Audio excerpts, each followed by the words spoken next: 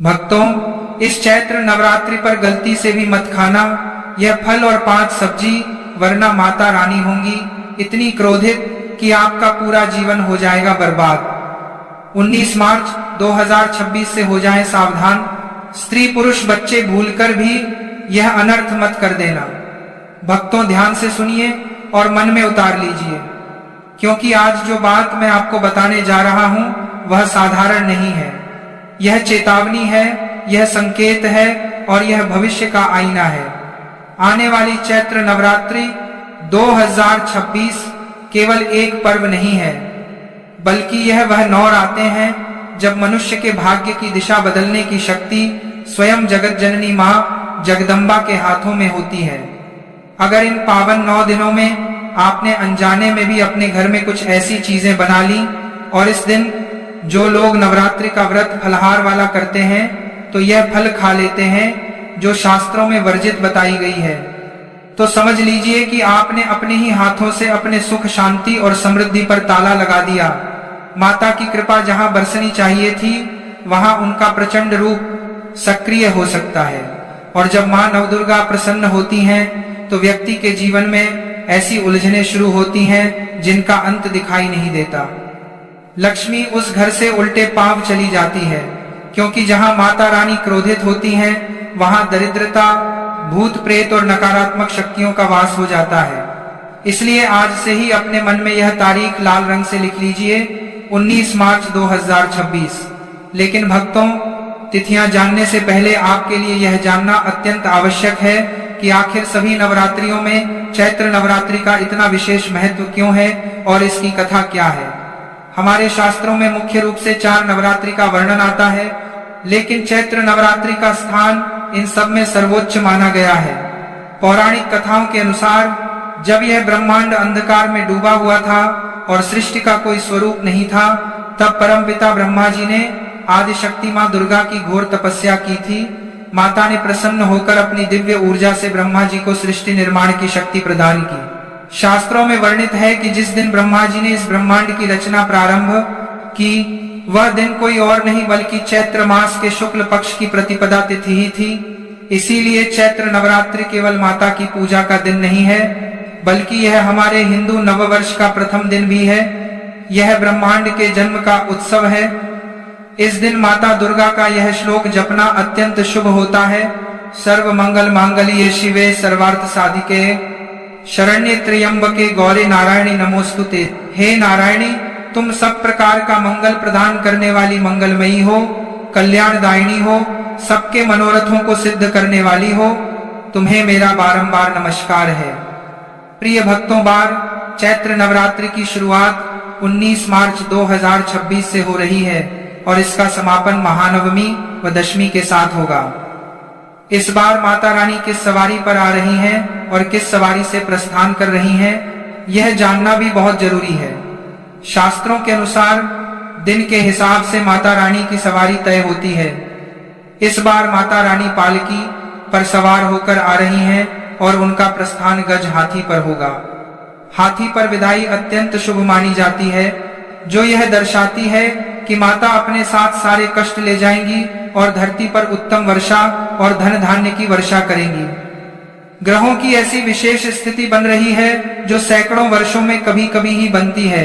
इन 9 दिनों में पृथ्वी पर सकारात्मक और नकारात्मक शक्तियां दोनों अपने चरम पर होंगी। ऐसे में मनुष्य का हर कर्म, हर विचार और हर निवाला कई गुना प्रभाव डालता है। यह मत सोचिए कि केवल कलश स्थापना कर देने या मंदिर जाकर ज्योत जला देने से सब कुछ ठीक हो जाएगा। पूजा भी फल देती है जब जीवन की हर छोटी प्रक्रिया शुद्ध हो, और उसमें सबसे महत्वपूर्ण है भोजन। शास्त्र कहते हैं कि जैसा अन्न वैसा मन और जैसा मन वैसा भाग्य। नवरात्रि के 9 दिनों में यह सिद्धांत नियम बन जाता है। उस समय आदि शक्ति का तत्व वातावरण में व्याप्त रहता है। माता रानी सात्विकता की देवी हैं, उन्हें सात्विकता प्रिय है।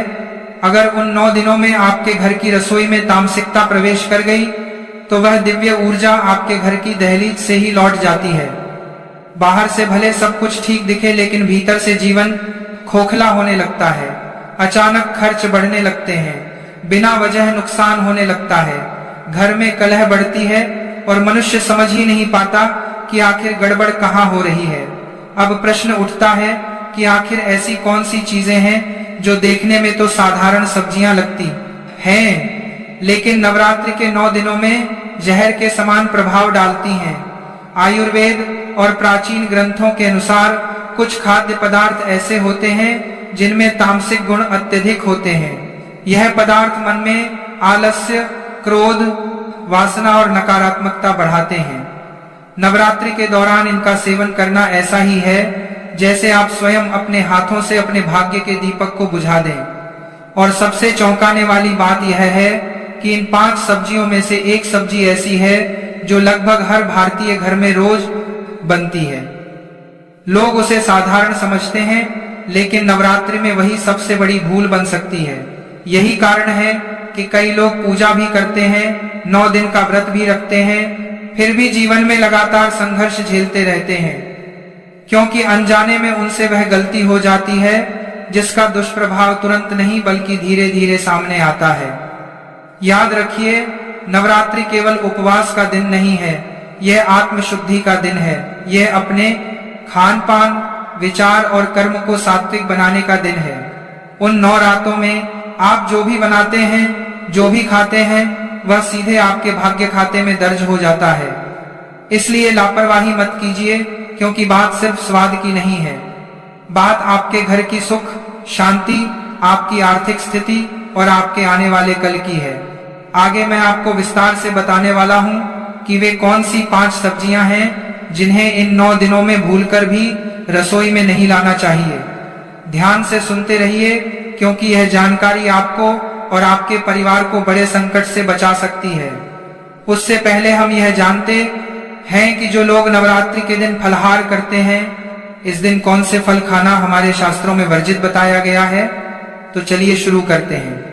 देवी भागवत पुराण में स्पष्ट लिखा हुआ है कि नवरात्रि के 9 दिनों में ऐसे किसी भी फल या आहार का सेवन नहीं करना चाहिए जिसमें बीज हो, भारीपन हो या तामसिक गुण अधिक हो, क्योंकि इन पावन रातों में देवी तत्व पृथ्वी पर सक्रिय रहता है और माता सात्विकता की देवी है। जिन फलों में अधिक बीज होते हैं वे रजस और तमस गुण को बढ़ाते हैं।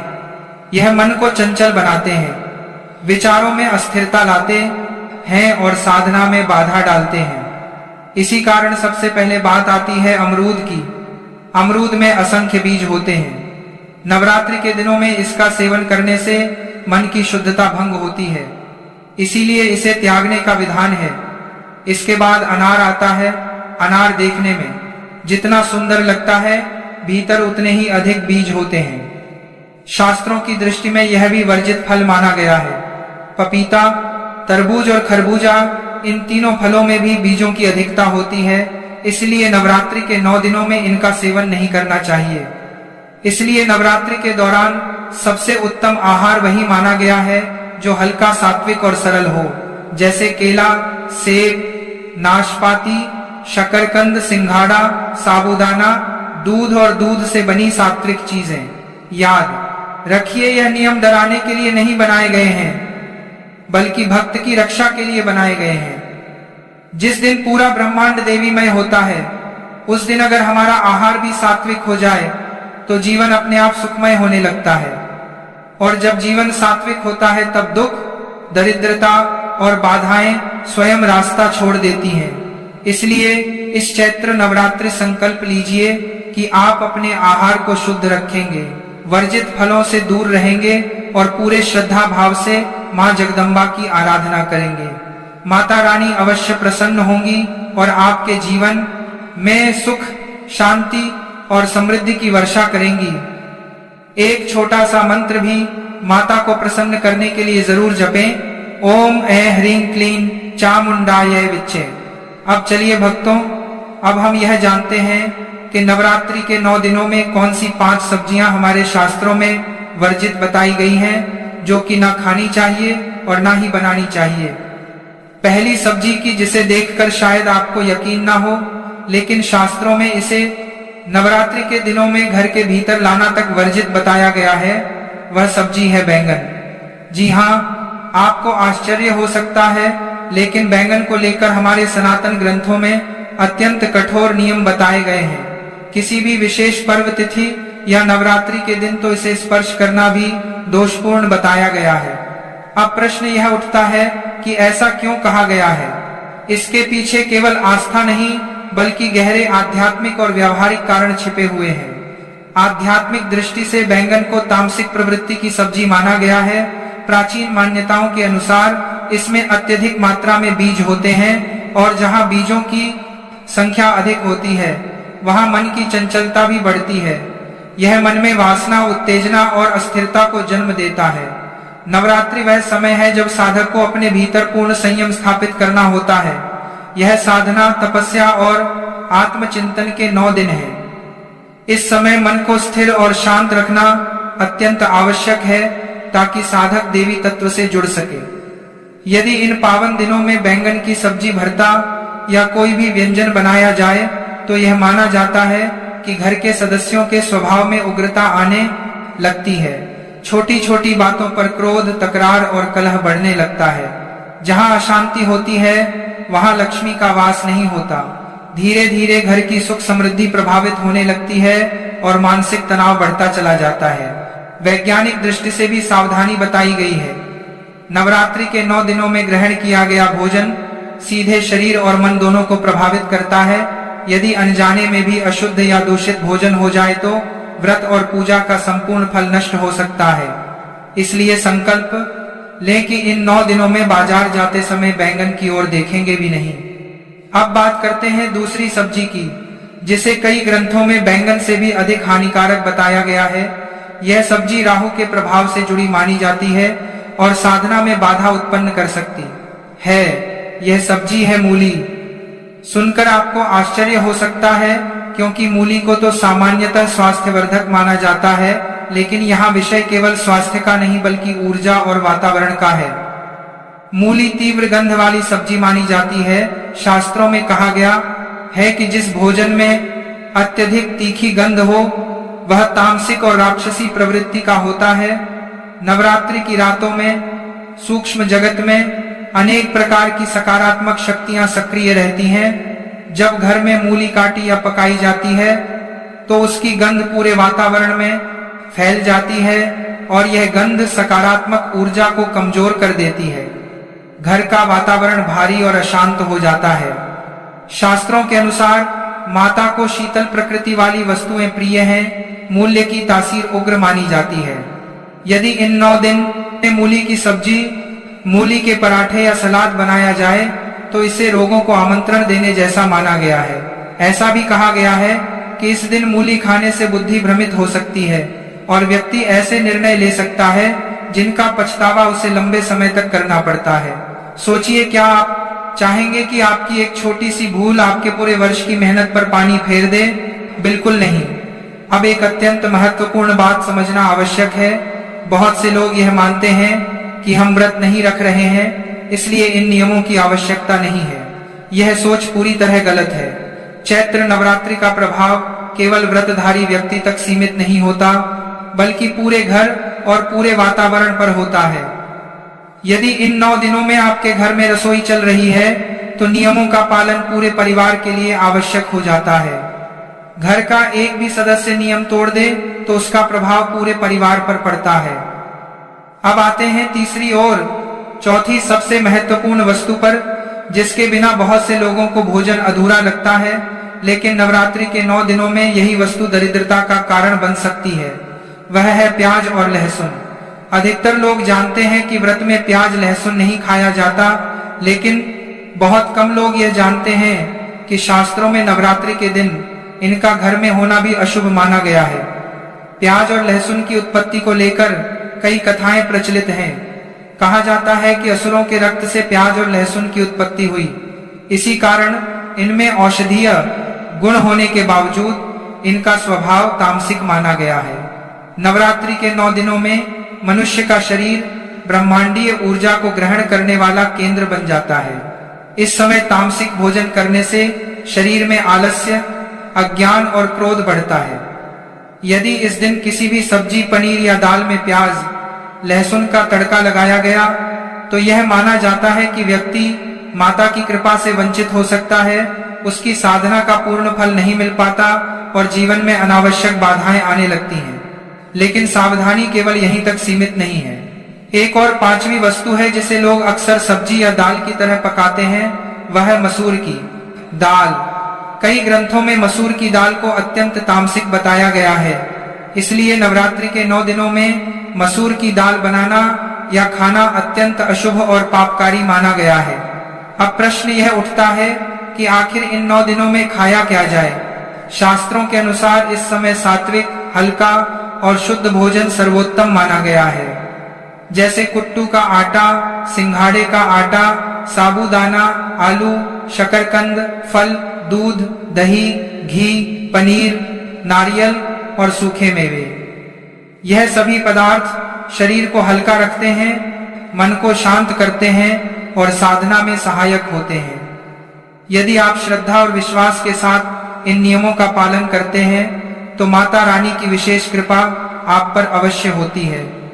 आपके जीवन से नकारात्मकता दूर होती है, घर में सुख शांति बढ़ती है और आर्थिक समस्याएं धीरे धीरे समाप्त होने लगती हैं। अब इन 9 दिनों में कौन सी सब्जी घर में बनानी चाहिए? 19 मार्च 2026 से शुरू होने वाली इस चैत्र नवरात्रि पर आप लौकी की सब्जी निसंकोच बना सकते हैं। लौकी को शास्त्रों में अत्यंत शुद्ध, हल्की और सात्विक सब्जी माना गया है। इसे खाने से मन शांत रहता है, विचारों में स्थिरता आती है और शरीर हल्का महसूस करता है, जिससे पूजा पाठ और साधना में मन सहज रूप से लगने लगता है। इसके अतिरिक्त आप कच्चे केले की सब्जी, कद्दू की सब्जी या तुरई की सब्जी भी बना सकते हैं। यह सभी सब्जियां सात्विक श्रेणी में आती हैं और माता को प्रिय मानी गई हैं। इनका सेवन करने से शरीर में शीतलता बनी रहती है और मन भक्ति की ओर सहज रूप से आकर्षित होता है। अब एक बहुत महत्वपूर्ण बात ध्यान से सुनिए। अक्सर हम ऐसे नियमों को अंधविश्वास कहकर नजरअंदाज कर देते हैं। हम सोचते हैं कि भगवान तो केवल भाव के भूखे हैं, उन्हें खाने पीने से क्या फर्क पड़ता है। यह बात आंशिक रूप से सही है कि भगवान भाव देखते हैं, लेकिन यह भी उतना ही सत्य है कि जैसा अन्न होता है वैसा ही मन बनता है। यदि आपका भोजन ही अशुद्ध होगा तो आपका मन शुद्ध कैसे रह पाएगा, और जब मन ही अशुद्ध होगा तो उस मन से की गई पूजा का फल कैसे प्राप्त होगा। मार्च का यह समय आपके लिए एक दुर्लभ अवसर लेकर आता है। यह वह समय है जब आप अपने पुराने पापों और नकारात्मकताओं को पीछे छोड़कर जीवन की नई शुरुआत कर सकते हैं। कहा जाता है कि इन 9 दिनों में ब्रह्मांड के द्वार विशेष रूप से खुले रहते हैं। यदि आप थोड़ा सा संयम रख लें, अपनी इंद्रियों पर थोड़ा सा नियंत्रण कर लें और अपनी जीभ पर काबू पा लें, तो माता रानी आपकी झोली खुशियों से भर सकती हैं। कल्पना कीजिए उन दिव्य 9 रातों की, जब पूरा संसार माता की भक्ति में डूबा होगा।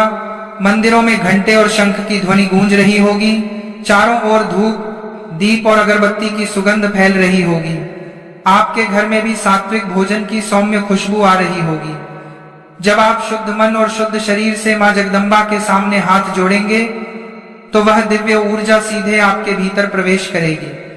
आपको स्वयं अनुभव होगा कि कोई अदृश्य शक्ति आपकी रक्षा कर रही है।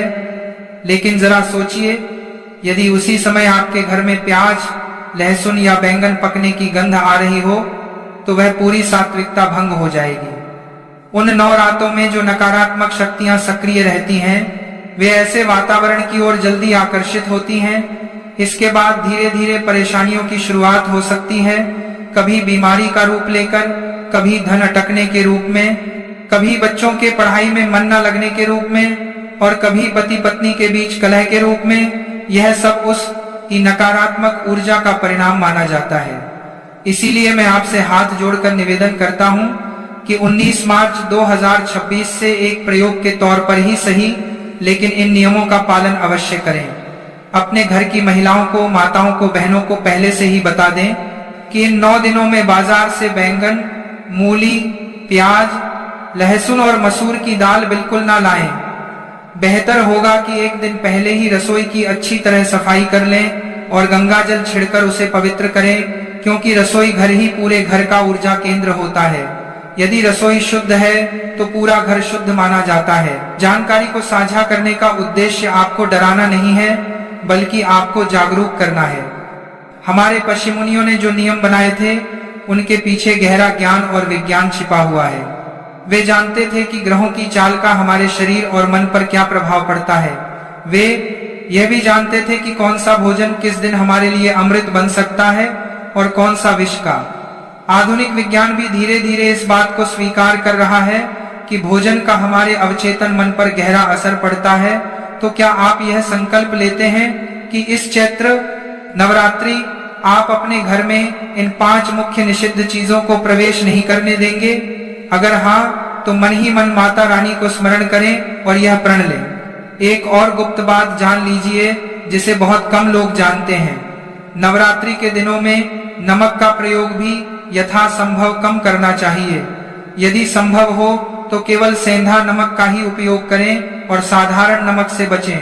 इससे शरीर में जल तत्व का संतुलन बना रहता है और आप अधिक समय तक ध्यान और साधना में बैठ सकते हैं। याद रखिए, 19 मार्च 2026 से शुरू होने वाले ये 9 दिन आपकी किस्मत बदल सकते हैं। बस आवश्यकता है थोड़ी सी सावधानी, थोड़े से संयम और सच्ची श्रद्धा की। माता रानी बहुत दयालु हैं। वे एक सच्ची श्रद्धा प्रार्थना से भी प्रसन्न हो जाती हैं, लेकिन वे महिषासुरमर्दिनी भी हैं। यदि हम जानबूझकर नियमों का उल्लंघन करते हैं तो उसके परिणाम भी हमें भोगने पड़ सकते हैं। कंगाली और दरिद्रता को अपने घर का मेहमान मत बनने दीजिए। अपने घर को मंदिर बनाइए, सात्विक भोजन पकाइए और फिर देखिए कि कैसे माता की कृपा आपके पूरे परिवार पर बरसती है। अंत में एक बार फिर दोहरा देता हूँ, बैंगन नहीं, मूली नहीं, प्याज, लहसुन नहीं और मसूर की दाल नहीं। इन चीजों को उन 9 दिनों तक अपनी थाली और अपनी रसोई से दूर रखें। और अंत में आपसे विनती है कि आप इस जानकारी को ज्यादा से ज्यादा शेयर करिए अपने परिवारजनों के साथ, ताकि और लोगों का भी भला हो सके। जो व्यक्ति इन नियमों का पालन करते हुए अपनी जीभ पर काबू पाकर शुद्ध मन से माता की आराधना करता है, उसके जीवन के हर पापों से मिलेगी मुक्ति और माता रानी उसकी झोली खुशियों से भर देंगे। भक्तों, चैत्र नवरात्रि